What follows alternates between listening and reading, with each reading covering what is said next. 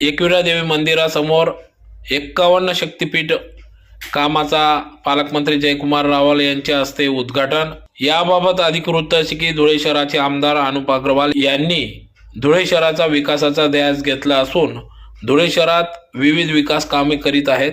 त्यातलाच एक भाग म्हणून आज एकविरा देवी मंदिरासमोर 51 शक्तीपीठ भूमिपूजन पालकमंत्री जयकुमार रावल यांच्या हस्ते करण्यात आले। तर महाराष्ट्रात प्रथमच या ठिकाणी एकाच ठिकाणी 51 शक्तीपीठ या ठिकाणी उभारणीचं कामाचा शुभारंभ आज करण्यात आला। तर प्रसंगी धुळे शहर आमदार अनुप अग्रवाल, पालकमंत्री जयकुमार रावल, जिल्हाध्यक्ष गजेंद्र शेठ आंबडकर यांच्यासह सर्व पदाधिकारी या ठिकाणी मोठ्या संख्येने उपस्थित होते।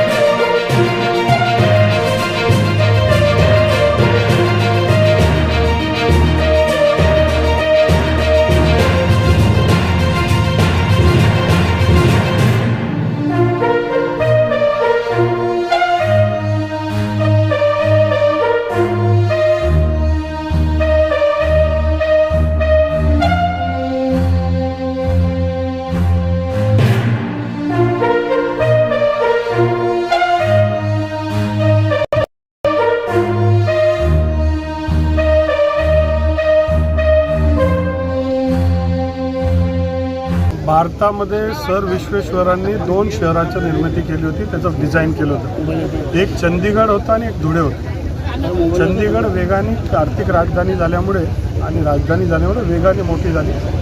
धुळे थोडं धीमी गतीने प्रगतीकडे वाटचाल करते। आम्ही सगळ्यांनी ठरवलं आहे की माननीय देवेंद्र फडणवीस यांच्या नेतृत्वाखाली या धुळे शहराला गतवैभव प्राप्त करत इथे विकासाच्या अनेक योजना आणायची। त्याच्यामध्ये धुळे शहराला सुंदर धुळे, सुरक्षित धुळे आणि स्मार्ट धुळे असा संकल्प आम्ही केला आहे। SSSचं धुळे असं आम्ही सगळ्यांनी ठरवून त्याच्यामध्ये आज एक जय हिंद सिटी सेंटर मॉल याचं भूमिपूजन झालं आहे। त्याचबरोबर 51 तीर्थस्थानांचं याच्या माध्यमातून नदी किनार आणि बनारसच्या धर्तीवर, अयोध्याच्या धर्तीवर डेव्हलपमेंटचं आमचा हा प्रयत्न आहे। आणि या माध्यमातून धुळे शहरामध्ये जर आपण बघितलं की मागच्या 5-6 वर्षामध्ये वेगाने धुळे शहराची प्रगती झालेली।